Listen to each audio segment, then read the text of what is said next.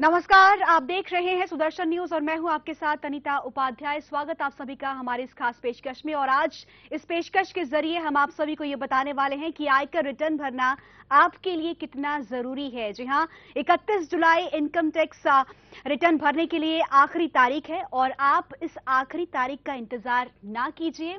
Income tax return भरने के लिए अभी से ही आप तैयार हो जाइए, क्योंकि बहुत जरूरी है कि आप इनकम टैक्स रिटर्न समय से पहले भरें, क्योंकि ये आपके लिए जरूरी है। और क्यों जरूरी है, क्या फायदे आपको होंगे अगर आप आयकर रिटर्न सही समय पर और सही तरीके से सही प्रोसीजर के साथ अगर आप इनकम टैक्स रिटर्न भरते हैं।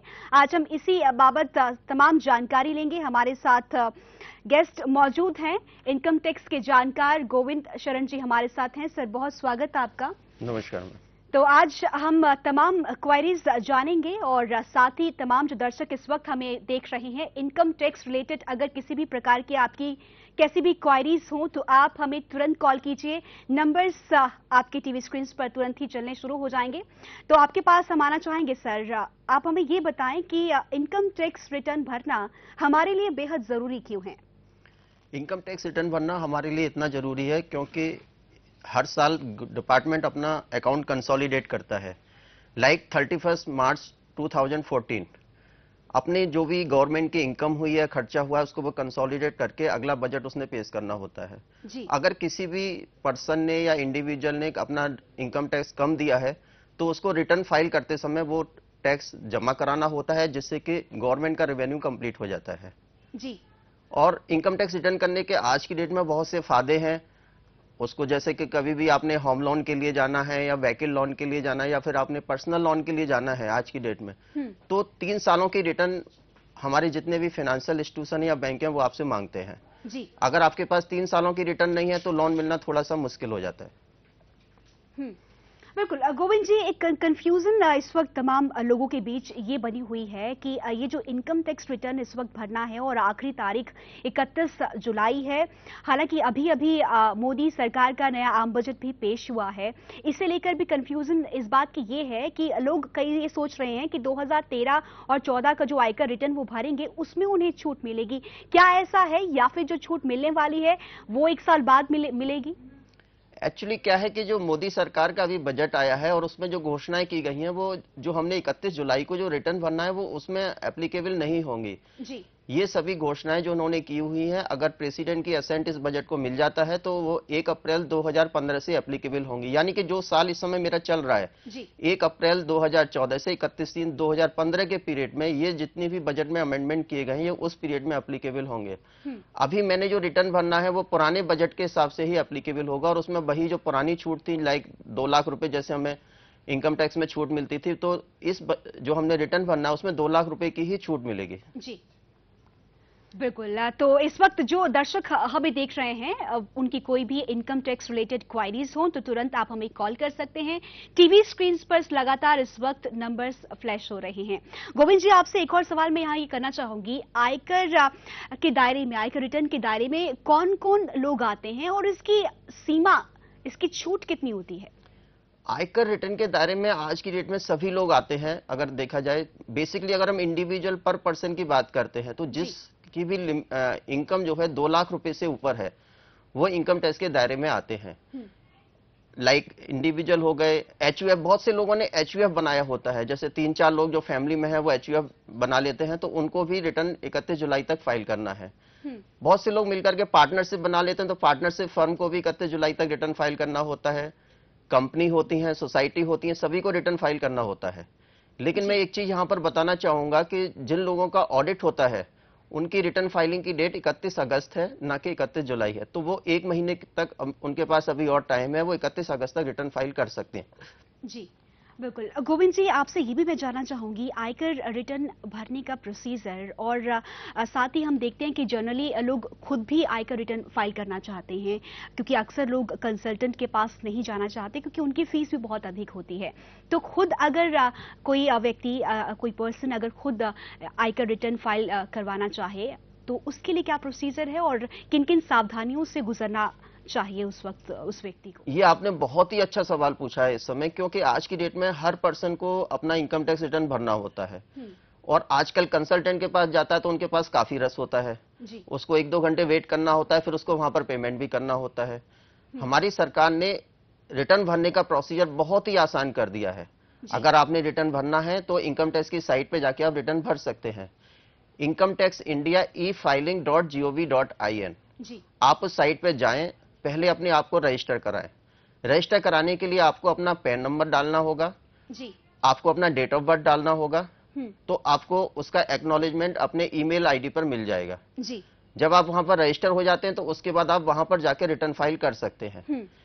जैसे कि मैंने अपना रिटर्न फाइल करना होता है तो मैं वहां पर लॉगिन करके अपने आप को रजिस्टर करा के, और अगर मैं सैलरी मैन हूं तो मैं ITR 1 सेलेक्ट करके अपना रिटर्न फाइल कर सकता हूं। जी। ये बहुत ही आसान है। इवन आप जो सॉफ्टवेयर है इनकम टैक्स डिपार्टमेंट की साइट पर इजीली अवेलेबल है, आप उसको डाउनलोड कर सकते हैं। सिर्फ 2 पेज का सॉफ्टवेयर है, आप उसमें जो नेसेसरी इंफॉर्मेशन है वो फिल आउट कर सकते हैं जी। और उसका XML फाइल एक जनरेट करके उसको डिपार्टमेंट की साइट पर अपलोड कर सकते हैं। इसमें हार्डली मुश्किल से 10 या 15 मिनट का टाइम लगता है और उसमें कोई भी प्रॉब्लम नहीं। इसमें जो इन्फॉर्मेशन पूछी जाती है वो जनरल इन्फॉर्मेशन है। जी। आप अपने फॉर्म 16 को अपने पास रख लीजिए। अगर आपने ड्यूरिंग द ईयर कोई टैक्स जमा कराया है तो उसका चालान अपने साथ रख लीजिए। अपने पैन की कॉपी आप सामने रख सकते हैं। इसमें कुछ भी ज्यादा इंफॉर्मेशन नहीं है। फर्स्टली जैसे मैं ब्रीफ में आपको बताना चाहूं उसमें कौन कौन सी इंफॉर्मेशन पूछा जाता है, तो सबसे पहले आपका नाम पूछा जाता है। नाम आपने इस तरह से लिखना है कि सरनेम, फर्स्ट नेम और मिडिल नेम। जी। सरनेम आपको लिखना जरूरी है, फर्स्ट नेम कंपलसरी नहीं, आप लिख सकते हैं उसमें। उसके बाद आपने अपना डेट ऑफ बर्थ लिखना है, अपना एड्रेस लिखना है। जी। उसके बाद आपने ये लिखना है कि आप मेल हैं, फीमेल हैं, जो भी आप सेलेक्ट कर सकते हैं। उसके अलावा नीचे जब आप जाते हैं तो उसमें आपसे पूछा जाता है कि आपकी सैलरी से इनकम कितना है। आप उसमें मार्क, आप फॉर्म 16 की कॉपी ले लीजिएगा और जहां पर वो फॉर्म 16 में सैलरी का इनकम आ रहा है आप उसको कोट कर सकते हैं। जी बिल्कुल। तो इनकम टैक्स रिटर्न खुद फाइल करने के लिए हमें इस प्रोसीजर से होकर गुजरना होता है और तमाम जो पॉइंट्स आपने बताए हैं गोविंद जी, उनको ध्यान में रखना बहुत जरूरी है। गोविंद जी, कॉलर हमारे साथ जुड़ गए अपनी क्वेरी लेकर, उनसे बात कर लेते हैं। कानपुर से हमारे साथ जुड़े हैं जी, नाम बताइए और क्या क्वेरी है आपकी? सचिन बात कर रहा था मैं। हेलो, क्या सुन पा रहे हैं आप हमारी आवाज? सचिन बात कर रहा था मैं। हेलो जी, बताएं नाम अपना और क्या क्वेरी है आपकी? मैम, सचिन बात कर रहा था कानपुर से। जी बताएं, क्या जानना चाहते हैं आप? मैं ये जानना चाह रहा था कि मेरी इनकम 3 लाख रुपए है, तो मैं जानना चाहता हूँ कि मुझे कितना इनकम टैक्स भरना होगा और इसकी जो फॉर्मेलिटीज है उसके बारे में मुझे जानना था। सचिन जी, जैसे आपने बताया आपकी इनकम 3 लाख रुपए है, तो आपने कोई सेविंग वगैरह भी करा रखा है, जैसे कि LIC ले रखा है या NSC ले रखा है? नहीं सर, नहीं, अभी तक तो नहीं लिया है। अगर आपने कुछ भी नहीं ले रखा है तो 3 लाख रुपए पर 2 लाख रुपए की आपकी बेसिक एग्जम्पशन लिमिट है और आपका टैक्सेबल इनकम जो यहाँ पर बनता है जिसपे आपने टैक्स देना है वो 1 लाख रुपीज है। 1 लाख रुपए पर आपने 10% के हिसाब से यानी 10,000 रुपए टैक्स देना है। उसके ऊपर आपने 3% एजुकेशन सेस और देना है। तो कुल मिलाकर आपने 10,300 रुपए टैक्स जमा कराना है। इसके लिए सर बता पाएंगे किस तरीके का फॉर्म भरना पड़ेगा, कहाँ से अवेलेबल होगा? एक्चुअली आप जो है अपने रिटर्न फाइल करने के लिए जैसे मैंने अभी बताया इनकम टैक्स इंडिया e-filing.gov.in, इस साइट पर आप जाएं। ITR 1 के नाम से फॉर्म है, आप उसको डाउनलोड कर लें और उसमें नेसेसरी इंफॉर्मेशन फिल करके, उससे पहले आपको अपना चालान भी जमा करना होगा। चालान नंबर जो है इसका 280 है। 280 आप चालान लेकर के उसमें इंफॉर्मेशन डाल करके आप उसको पहले जमा कराएंगे। वहां से जो कोड आएगा आपका चालान जमा करने के बाद, उसको आप अपने इनकम टैक्स रिटर्न में भर के और रिटर्न फाइल कर सकते हैं। बिल्कुल। तो गोविंद जी, एक और दर्शक हमारे साथ हैं, कॉलर हैं, उनकी क्वेरी क्या है ये हम जान लेते हैं। जी नाम बताइए और कहां से बोल रहे हैं आप? मेरा नाम राम अवतार है जी। मैं दिल्ली से बोल रहा हूँ। मैं पूछना चाहता हूँ कि मेरी पेंशन पे तो TDS कट जाता है ऑफिस में और FD के इंटरेस्ट पे TDS कट जाता है बैंक में। मुझे जो बचत खाते में 2,000 रुपए का इंटरेस्ट मिला उसके बारे में मुझे क्या करना है? राम अवतार जी, आपने बिल्कुल सही कहा। ये आजकल बहुत बड़ी प्रॉब्लम हो गई है। जैसे आपने पूछा कि मेरी पेंशन पे भी टैक्स कट जाता है, मेरी बैंक की इंटरेस्ट FDR पर भी इंटरेस्ट कट जाता है और सेविंग पर मैंने क्या करना है। तो पिछले साल हमारी गवर्नमेंट ने 80TTA में हमें 10,000 रुपए तक की छूट दे रखी है। अगर आपका सेविंग बैंक का इंटरेस्ट 10,000 रुपए तक है तो उसकी छूट मिल जाती है, उस पर आपने अलग से कोई टैक्स नहीं देना है। लेकिन सबसे बड़ी प्रॉब्लम आज की डेट में आती है, जैसे FDR पर आपका इंटरेस्ट आया और बैंक ने आपका 10% टैक्स काट लिया, लेकिन प्रॉब्लम क्या है कि उसमें 10% पर 3% एजुकेशन सेस भी देना होता है। सपोज करो मेरी बैंक से इंटरेस्ट 20,000 रुपए है और 2,000 रुपए बैंक वालों ने मेरा टैक्स काट लिया, तो 2,000 रुपए पर लेकिन मैंने 3% जो एजुकेशन सेस है 60 रुपए वो मुझे जमा करना पड़ेगा। उसके लिए आपको 60 रुपए का चालान इनकम टैक्स ऑफिस में जरूर भरना पड़ेगा, अगर वो आपकी इनकम जो है 2 लाख रुपए से ऊपर है तो। अगर आपकी इनकम 2 लाख रुपए से नीचे है तो आपको कोई भी रिटर्न भरने की भी जरूरत नहीं है। बिल्कुल। गोविंद जी, आपसे मैं ये जानना चाहती हूँ, आयकर रिटर्न भरने से हाउसिंग लोन में कितने प्रतिशत छूट हमें मिल पाएगी? हाँ जी, आज की डेट में जैसे हम लोग एनसीआर दिल्ली में रहते हैं, हम छोटे शहरों में रहते हैं, तो हर आदमी का एक सपना होता है कि मेरा अपना घर हो। तो हमारी सरकार ने इसके लिए बहुत ही हमें इनकम टैक्स में बहुत ही छूट दे रखी है। तो पहली छूट हमें ये दे रखा है कि 1.5 लाख रुपए तक जी। अगर मैं इंटरेस्ट किसी भी बैंक को या फाइनेंशियल इंस्टीट्यूशन को 1.5 लाख रुपए तक ब्याज का पेमेंट कर रहा हूं, तो सेक्शन 24 में मुझे 1.5 लाख रुपए की छूट दे दी जाती है जी। तो मेरी इनकम सपोज करो 5 लाख रुपए मेरी इनकम है, तो 1.5 लाख रुपए सीधा उसमें से माइनस हो जाएगा।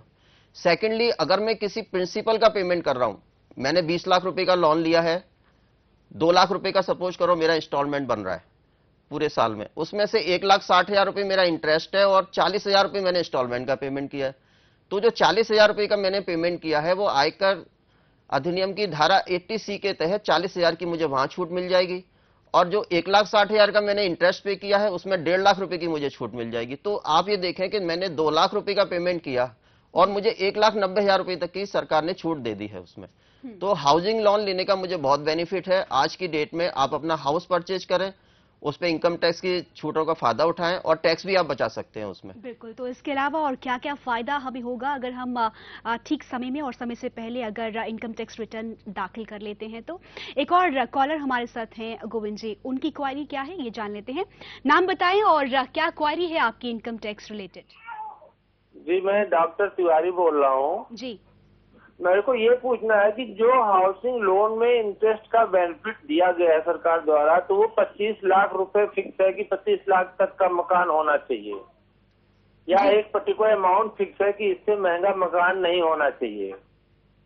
तो हेलो जी जी बताएं। जी, मैं ये पूछ रहा हूँ कि अगर मकान उतना ही महंगा हो, मान लीजिए जो लिमिट फिक्स की गई है, पर अगर उसमें को एप्लीकेंट मेरी वाइफ भी हो साथ में, तो क्या ये 1.5 लाख रुपए ब्याज का बेनिफिट दोनों ले सकते हैं या एक ही को मिलेगा? हाँ, आपने तिवारी साहब बहुत अच्छा क्वेश्चन किया कि आज की डेट में हम जब लोन लेते हैं या हाउस प्रॉपर्टी परचेज करते हैं, तो मैं को एप्लीकेंट बन के या मैं अपनी वाइफ के साथ में मकान परचेज करता हूं, जो 1.5 लाख रुपए की छूट है वो दोनों के लिए अलग अलग है, एक नहीं है। अगर सपोज करें जैसे आपने कहा कि 25 लाख रुपए का मैंने लोन लिया, 25 लाख रुपए पर अगर सपोज करें मैंने 2,50,000 का इंटरेस्ट का पेमेंट किया, तो 2,50,000 पर 1,25,000 की छूट आपको मिलेगी और 1,25,000 की छूट आपके को एप्लीकेंट को मिलेगी। इसमें 1.5 लाख रुपए की लिमिट इंडिविजुअल है, ना कि हाउस के ऊपर है लिमिट, तो दोनों ही 1.5 लाख रुपए की लिमिट का फायदा ले सकते हैं। बिल्कुल। एक और कॉलर हमारे साथ है, उनकी क्वारी जान लेते हैं। जी, नाम बताएं और क्या क्वारी है आपकी? हेलो जी, नाम बताइए। हाँ जी, नाम अशोक है मेरा। जी बताएं, आपका क्या सवाल है? इसका है मैम कि हमने अभी एक हाउस परचेज करा है बिल्डर से जी। और उसके अंदर क्या है कि हमने LIC से लोन लिया और उसके हम पेमेंट दे रहे हैं, इंटरेस्ट दे रहे हैं, लेकिन वो उसके ऊपर हमें क्या नाम रिबेट मिलेगी या नहीं मिलेगी? क्योंकि अभी पोजेशन नहीं मिला हमारे को और वो पोजेशन दिसंबर तक मिलेगा शायद। हाँ अशोक जी, आपका ये भी प्रॉब्लम आजकल बहुत ज्यादा है कि बिल्डर जो कंस्ट्रक्शन लिंक वगैरह होते हैं आप उस पर लोन ले लेते हैं, लेकिन चूंकि पोजेशन अभी आपको नहीं मिला हुआ है। आयकर अधिनियम की धाराओं के अनुसार जब तक आपको पोजेशन नहीं मिलता तब तक आप छूट का बेनिफिट नहीं ले सकते। लेकिन इसमें एक और है कि पोजेशन मिलने से पहले की जो इंटरेस्ट आपने पेमेंट किया है उसको आप पोजेशन मिलने के बाद 5 इंस्टॉलमेंट में अगले 5 सालों में उसका बेनिफिट ले सकते हैं। लेकिन जब तक पोजेशन आपको नहीं मिलेगा आपको आयकर अधिनियम की धाराओं के हिसाब से कोई भी छूट नहीं मिलेगी। बिल्कुल। गोविंद जी, हम अक्सर देखते हैं कि कई बार इनकम टैक्स सही तरीके से और पूरा हम लोग नहीं फाइल कर पाते हैं, फिल कर पाते हैं, तो उसके लिए हमें क्या करना चाहिए? जैसे कि सपोज करें कि मैं इनकम टैक्स अपना जमा नहीं कर पाया 31 मार्च 2014 तक। अब जब मैं रिटर्न फाइल करने जाता हूं तो मेरी उसमें टैक्स पेबल में लाइबिलिटी आ जाती है 3,000 रुपीज सपोज करें, तो मेरी रिटर्न तब तक फाइल नहीं हो सकती जब तक मैं उस टैक्स का जमा नहीं कर देता। तो मैंने पहले इनकम टैक्स साइट से सॉफ्टवेयर डाउनलोड करके मैंने अपनी लायबिलिटी असर्टेन करनी चाहिए कि मैंने कितना जमा करना है। आज की डेट जैसे कि मैंने सपोज करो मेरी लायबिलिटी 20,000 आ गई है, चूंकि मैंने ये टैक्स 31 मार्च तक जमा कराना था और आज की डेट में अगर मैं उसको जमा कराता हूं तो डिपार्टमेंट मुझसे उसके ऊपर कुछ ब्याज भी लेता है। तो मैं सॉफ्टवेयर में डाल करके मैं ब्याज निकालना चाहिए और ब्याज निकालने के बाद फिर मैंने इनकम टैक्स की ही साइट पर जाकर के वहां पर चालान नंबर 280 है, 280 को मैंने सेलेक्ट करना चाहिए। 280 के अंदर जब आप सेलेक्ट करते हैं तो उसमें 2 कॉलम आते हैं, टैक्स फॉर कंपनीज या tax for other than companies. जी। अदर देन कंपनी में 21 पे मैंने क्लिक करके वहां पर अपना पैन नंबर डालना चाहिए, वहां पर अपना एड्रेस भरना चाहिए, उसमें अमाउंट भरना चाहिए कि इनकम टैक्स कितना है, एजुकेशन सेस कितना है, इंटरेस्ट कितना है, और उसके बाद कैलकुलेशन करके जब मैं कैलकुलेट कर लेता हूं तब उसके बाद मेरा नाम इनकम टैक्स डिपार्टमेंट से अपने आप ही उस पर चालान पे आता है। जी। मैंने चेक कर लेना चाहिए क्या ये नाम मेरा वही है जो आ रहा है। अगर मेरा नाम वही आ रहा है तो मैंने बैंक अपना अकाउंट नंबर लेकर के और बैंक के थ्रू मैं उसको प्रोसीड कर सकता हूं।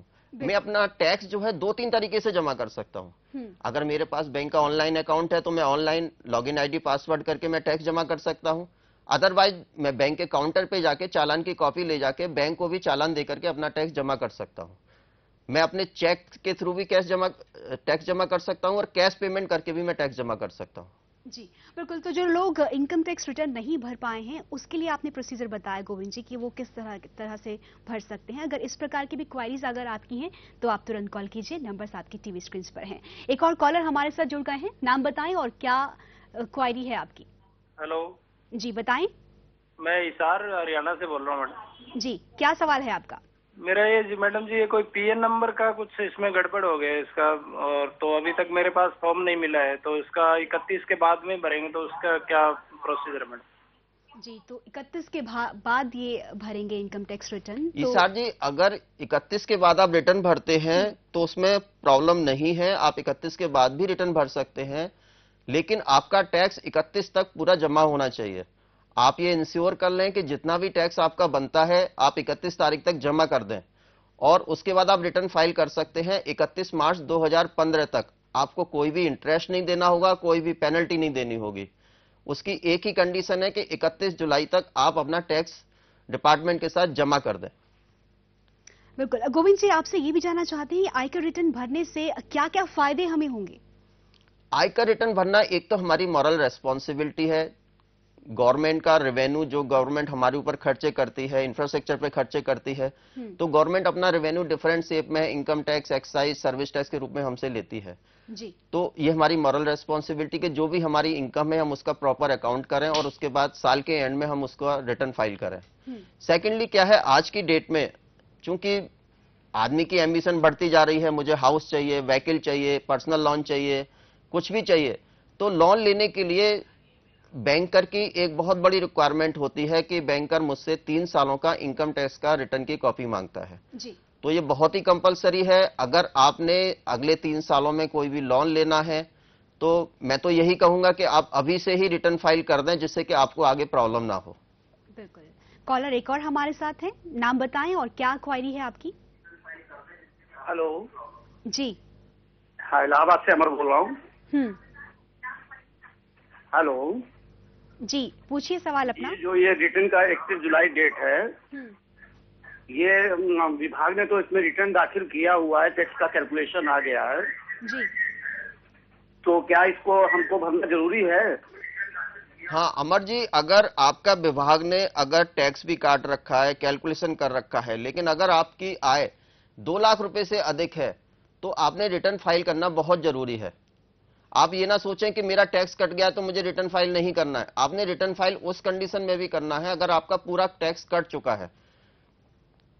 बिल्कुल। तो ये आप ना सोचें कि आपके लिए जरूरी नहीं है इनकम टैक्स रिटर्न भरना, सभी के लिए बहुत जरूरी है इनकम टैक्स रिटर्न भरना। आप इससे बच नहीं सकते हैं। 31 जुलाई आखिरी तारीख है और आप आखिरी तारीख का इंतजार ना कीजिए, इससे पहले ही आप तैयारी कर लीजिए। दर्शक एक और हमारे साथ हैं, गोविंद जी।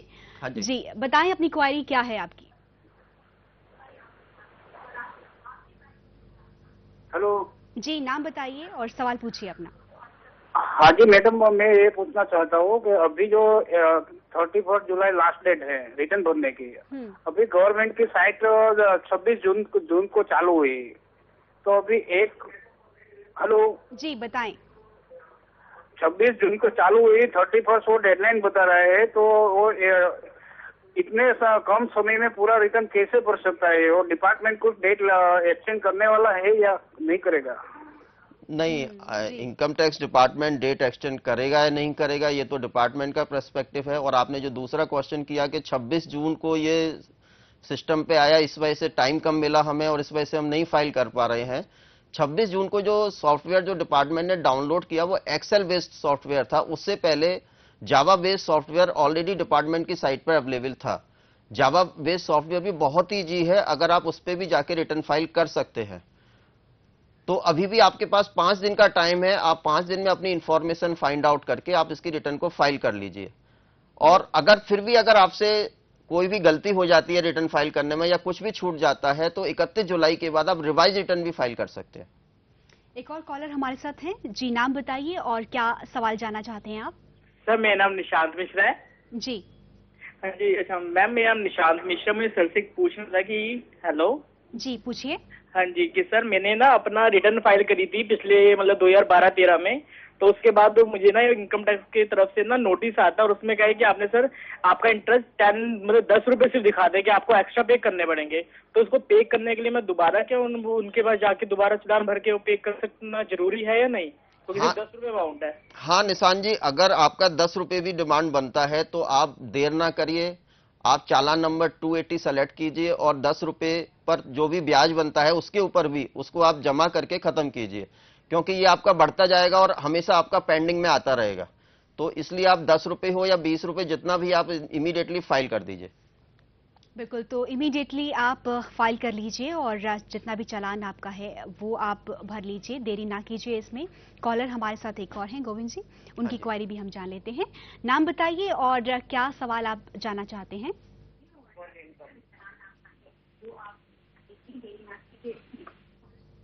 जी बताएं, क्या आवाज सुन पा रहे हैं आप हमारी? हाँ जी, नमस्कार जी। जी नमस्कार, नाम बताएं अपना और क्या सवाल है आपका? BR शर्मा बोल रहा हूँ शिमला से। हाँ, मुझे पता करना था कि ये 3 लाख से। जी अपना टीवी का वॉल्यूम आप कम कीजिए। जी पूछिए सवाल अपना। हाँ, मुझे उनसे पूछना था कि मेरी इनकम 3 लाख से ज्यादा है, पेंशन। क्या मुझे होम लोन मिल सकता है? एक्चुअली शर्मा जी, आप शिमला में हैं, मैं चाहूंगा आपने मौसम के बारे में भी बताएं, शिमला का मौसम कैसा चल रहा है? हाँ, शिमला में भारी बारिश हो रही है जी। यहाँ आपके वहाँ? हाँ, दिल्ली में भी अभी थोड़ी देर पहले बारिश हुई है। सेकेंडली ऐसा है, आपने कहा कि 3 लाख रुपए आपकी पेंशन है और क्या आपको होम लोन मिल सकता है? हाँ जी, हाँ जी। चूंकि आप रिटायर हो चुके हैं तो आई थिंक आप किसी भी बैंक से जाके एक बार पूछ लीजिए। आई थिंक कि 60 साल के ऊपर बैंक होम लोन देने में थोड़ा सा मतलब पीछे हटते हैं। अगर होम लोन की अमाउंट आपकी ज्यादा नहीं है तो शायद वो दे सकते हैं। अगर आपके पास कोई और प्रॉपर्टी है आप उसको मॉर्गेज करके भी होम लोन ले सकते हैं। बिल्कुल, एक और कॉलर हमारे साथ है जी, नाम बताइए और क्या क्वेरी है आपकी? मेरा नाम वैशाली शर्मा है जी। और मुझे होम लोन लेना है और मैं हैंडीकैप हूँ, तो क्या मुझे मतलब आगे जाकर मुझे टैक्स में कुछ बेनिफिट मिलेगा इसका? हाँ वैशाली जी, आपको टैक्स में बेनिफिट जरूर मिलेगा। अभी तक तो टैक्स में जो इंटरेस्ट आप पेमेंट करते थे उस पर 1.5 लाख रुपए का बेनिफिट था, लेकिन अगले साल से ये लिमिट बढ़ाकर 1.5 लाख से 2 लाख रुपए कर दी गई है। तो आप 2 लाख रुपए का इंटरेस्ट अगर पेमेंट करते हैं ड्यूरिंग द ईयर तो आपको वो आय में से आपका माइनस हो जाएगा। सेकेंडली, जो आप इंस्टॉलमेंट में प्रिंसिपल का जो भी पार्ट है अगर आप उसका पेमेंट करते हैं तो वो भी 1 लाख रुपए तक आपको उसकी भी छूट मिल जाएगी। तो आप लोन लीजिएगा और इनकम टैक्स में उसका बेनिफिट लीजिएगा। बिल्कुल गोविंद जी, इनकम टैक्स रिटर्न हम अब तक कितना फाइल कर चुके हैं, कितना भर चुके हैं, इसके बारे में अगर हमें जानकारी लेनी हो ऑनलाइन तो हम वो कैसे ले सकते हैं?